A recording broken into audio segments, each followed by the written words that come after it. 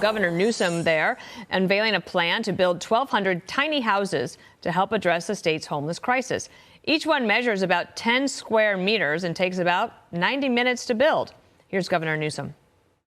We set aside $750 million to do this.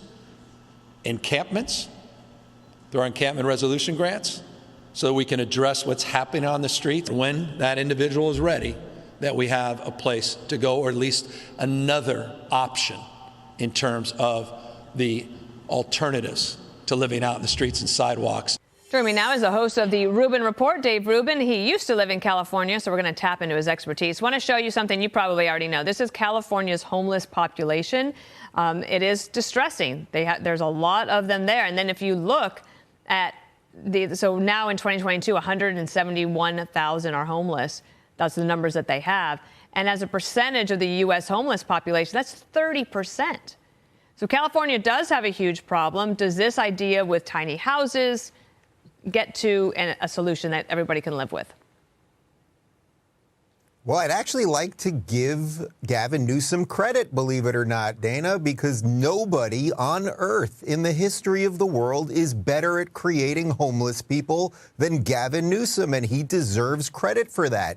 You know, when he was San Francisco mayor back in 2008, he had like a 10-year plan to eliminate homelessness. There's a video that's going viral that explains that. People can check it out. My Twitter's @Rubin Report if you want to see that.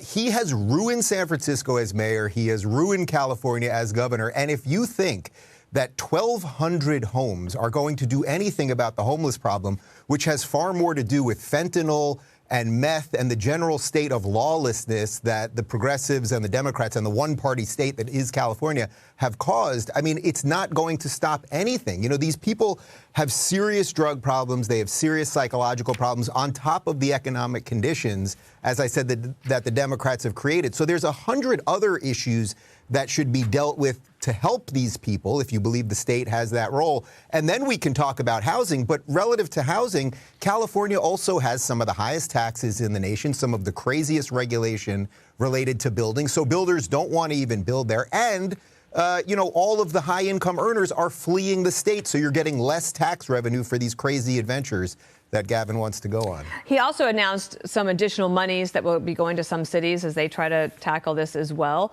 Like $1 billion here, $1 billion there. And there's a state leader of the California State Senate. His name is Brian Jones. And this is what he said. This is just another Band-Aid on a crisis that is out of control in California. We know that throwing money at this problem doesn't work. David, now that you've had some distance from California and you've seen in Florida how the system works a lot differently, is there anything you think that Gavin Newsom could actually do to try to get people to stop coming to their state? Because what you were pointing out is that a lot of these people who are homeless, they want to be there. They have the conditions. Maybe they don't want to be homeless, but they want to be left alone. But this tiny house idea, it might look good on paper, but how long do you think that lasts? Well, of course, there's something Gavin Newsom could do. He could resign. That would be the honorable thing to do. Everything he touches, he destroys, at least in the public domain. Now, on the private side, his wineries, as you probably heard, just got bailed out because they had all their money in SVB Bank, which he then lobbied Joe Biden to bail out, which they did. And it turns out that apparently Gavin also had his private money there. So he's good with his private stuff and helping his own wineries, but everything else he touches is garbage. I can tell you, having moved to Florida for the last 15 months, I live in Miami right now. We have under 1,000 homeless people here. We have all-time low unemployment. They are building like crazy because DeSantis is escalating projects because we have 1,200 people moving here every day. And if Gavin Newsom, you know, if he's thinking about running for president, which it seems like it's all heading in that direction, I mean, the proof is in the pudding. About 1 million people have fled California since COVID began, and Florida's picked up about 1 million. Tennessee, Texas, all of these red states are picking up people. And the question, of course, always remains, will these people vote the right way? I'm happy to say that everyone that I meet here seems like they know what they fled. But there's nothing else Gavin Newsom can do. I guarantee you this project will do nothing but suck off more money, and it will create no less homelessness. And it will just create more of a boondoggle, which is exactly what the Democrats love. Yeah. We'll check out. I mean, everybody would like a solution. So if we hit upon one, great. But this one might not be it. Dave, thanks. Good to see you. Have a great weekend. If you're looking for more honest and thoughtful conversations about politics instead of mindless drivel, check out our politics playlist. And if you want to watch full interviews on a variety of topics, watch our full episode playlist, all right over here.